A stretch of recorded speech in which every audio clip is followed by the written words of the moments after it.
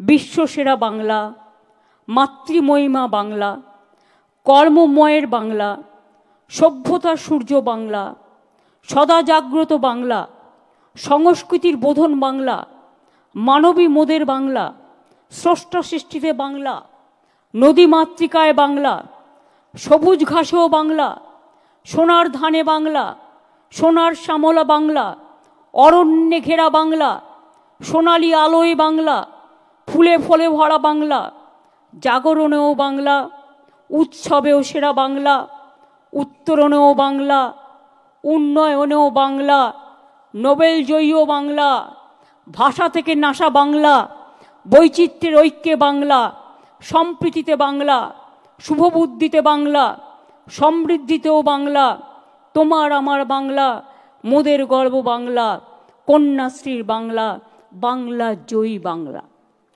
এটা আমি গতকাল লিখছিলাম। কত দিক, কত বৈচিত্র্য, কত বাহার, কত সুরভিত ভাষা। বাংলা ভাষার যে মাধুর্য আছে না, সেই মাধুর্য কোথাও পাবেন না। হ্যাঁ, প্রয়োজনে আমাদের ইংলিশ শেখা দরকার, তার কারণ এটা ইন্টারন্যাশনাল ল্যাঙ্গুয়েজ বলে। আজকে তো ইংরেজিটাও ভালো বলে, বাংলা স্কুলেও ভালোভাবে ইংরেজিটা পড়ানো হয়। আগে ক্লাস 5 পর্যন্ত ইংরেজি বন্ধ ছিল, কিন্তু আমরা এসে আবার চালু করে দিয়েছি। সব ভাষাই জানা উচিত। যত ভাষা শিখবেন তত উন্নত হবেন, কিন্তু দয়া করে মাতৃভাষাকে ভুলবেন না, মাকে ভুলবেন না, মাটিটাকে ভুলবেন না, জননীকে ভুলবেন না, আম্মাকে ভুলবেন না, মাদারকে ভুলবেন না। আমাদের মাটি, এ মাটি স্বামীজির মাটি, রামকৃষ্ণের মাটি, নেতাজি সুভাষচন্দ্র বোসের মাটি, রবীন্দ্রনাথ ঠাকুরের মাটি, দেশবন্ধুর মাটি, রাজা রামমোহন রায়ের মাটি, ঈশ্বরচন্দ্র বিদ্যাসাগরের মাটি, চৈতন্যদেবের মাটি।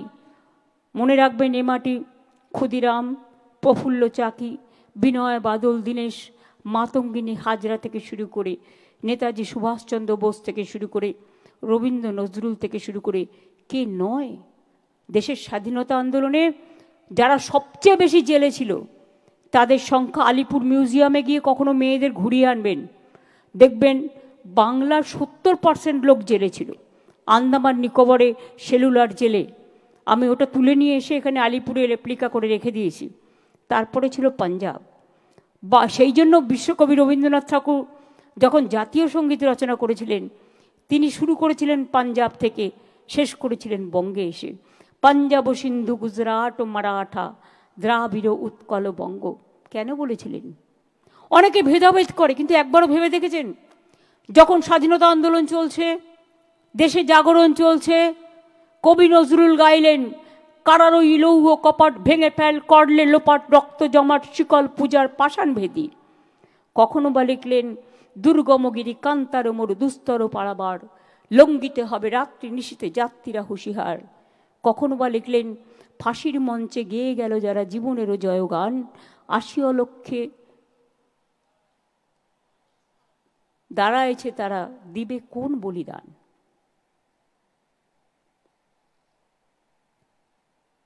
নজরুল লিখলেন, হিন্দু নর মুসলিম ওই জিজ্ঞাসে কোনজন, কান্ডারি বলো ডুবিছে মানুষ সন্তান মোর মার। স্বামীজি বললেন, ভারতবর্ষের কল্যাণই আমার কল্যাণ, ভারতবর্ষের মৃত্তিকা আমাদের গর্ব। সুভাষচন্দ্র বোস বললেন, তোমরা আমাদের রক্ত দাও, আমি তোমাদের স্বাধীনতা দেব। এটা হচ্ছে বাংলা, মনে রাখবেন। বাংলা না থাকলে স্বাধীনতা আন্দোলনে আমরা স্বাধীনতা পেতাম না। আর নবজাগরণ, বাল্যবিবাহ রোধ করেছিলেন কে? ঈশ্বরচন্দ্র বিদ্যাসাগর মহাশয়। বর্ণ পরিচয় মাইলস্টোন দেখে 1, 2, 3, 4 শব্দগুলো আমাদের শিখিয়েছিলেন। বর্ণ পরিচয় আমি সেদিনও ঘুরে এলাম বীরসিংহ গ্রামের কাছ থেকে।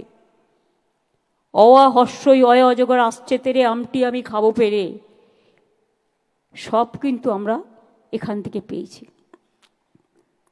রাজা রামমোহন রায় আগে বয়োজ্যেষ্ঠদের সাথে বিয়ে দিয়ে দিত, ছোট্ট মেয়েটাকে পুড়িয়ে দিত স্বামীর সাথে। বললেন, না, এটা হতে পারে না, সমাজ সংস্কার করতে হবে। সর্বপ্রথম সতীদাহ প্রথা বিরোধ যে বিল, সেটা বাংলার অ্যাসেম্বলি থেকে হয়েছিল তদানীন্তন, এটা মাথায় রাখবেন। তারপরে এটা সারা ভারতবর্ষে হয়েছিল। আপনার কি জানেন ডক্টর বাবা সাহেব আম্বেদকর, যিনি সংবিধান ড্রাফটিং কমিটির চেয়ারম্যান ছিলেন, তিনি প্রথম কোথা থেকে নির্বাচিত হয়েছিলেন? বাংলা থেকে। এগুলো ইতিহাস, এটা মাথায় রাখবেন। দেশে যখন স্বাধীন সরকার শপথ গ্রহণ করছেন, সেদিন গান্ধীজি কোথায় ছিলেন? বাংলায়, বেলেঘাটায়, গান্ধী আশ্রমে। সেদিন তিনি দাঙ্গা রোধ করছিলেন, কারণ তখন দেশ বিভাগ হয়ে গেছিল। তার চাপ আমাদের উপরেও কম পড়েনি। কিন্তু এটাও তো ঠিক, যারা এক কাপড়ে সব কিছু ফেলে দিয়ে চলে এসেছিল উদ্বাস্তু হয়ে, তারা তো দেশের নাগরিক হিসেবে গণ্য হয়েছে। যারা দেশের নাগরিক নয়, ফরেনার্স, তাদের বিরুদ্ধে অবশ্যই অ্যাকশন নেওয়া উচিত, যদি মনে করেন ভারত সরকার এটা আমাদের হাতে নেই। কিন্তু অযথা, আমি পরশুদিনও দেখছিলাম একজন টেকনিক্যাল লোক একটা নয়ডাতে, দিল্লিতে একটা হোটেলে থাকতে গেছেন বাচ্চাকে নিয়ে, বাংলায় কথা বলেছে বলে তাকে থাকতে দেওয়া হয়নি। আমি যদি অন্য ভাষাকে সম্মান করি, তোমরা তাহলে আমার ভাষাকে সম্মান করবে না কেন? রবীন্দ্রনাথ ঠাকুর কোন ভাষায় কথা বলতেন? নজরুল কোন ভাষায় কথা বলতেন? স্বামীজি কোন ভাষায় কথা বলতেন? রামকৃষ্ণ কোন ভাষায় কথা বলতেন? বলুন তো আপনারা। আমাদের পার্লামেন্টের দুটো গান হয়, একটা ন্যাশনাল অ্যানথেম কে লিখেছিল? রবীন্দ্রনাথ ঠাকুর, জনগণ। আর একটা ন্যাশনাল সং কে গিয়েছিলেন? বঙ্কিমচন্দ্র চট্টোপাধ্যায়, বন্দে মাতরম। জয় হিন্দ স্লোগান কার? নেতাজি সুভাষচন্দ্র বোসের। বন্দে মাতরম বঙ্কিমচন্দ্র চট্টোপাধ্যায়। আর জয় বাংলা আমরা বলি তার কারণ বাংলা জয়ী হোক, বাংলা বিশ্ব বাংলা হোক। সেই জন্য আপনারা সকলে ভালো থাকুন, সুন্দর থাকুন। আমার ছোট্ট ছোট্ট বোনেরা যারা এখানে এসছেন, ভাই বোনেদের সকলকেই বলবো, কেউ ঐক্যশ্রীর আন্ডারে, কেউ শিক্ষাশ্রীর আন্ডারে, কেউ মেধাশ্রীর আন্ডারে, কেউ সবুজ সাথীর আন্ডারে, কেউ তরুণের স্বপ্নের আন্ডারে, কন্যাশ্রীর আন্ডারে। আমি কন্যা কন্যা কন্যা কন্যাশ্রী গানটা যখন আমি শুনি আমার গায়ে কাঁটা দেয়। আমি ভাগ্য ভাগ্য ভাগ্য, আমি ভাগ্যশ্রী। আমি যশ যশ যশ, আমি যশশ্রী। আমি বিশ্ব বিশ্ব বিশ্ব, আমি বিশ্বশ্রী। জয় করুন, তৈরি হন, এগিয়ে যান, নিজের পায়ে দাঁড়ান, আর মাটির সম্মান রক্ষা করুন। অনেক ধন্যবাদ, অনেক শুভনন্দন, শুভকামনা সকলকে।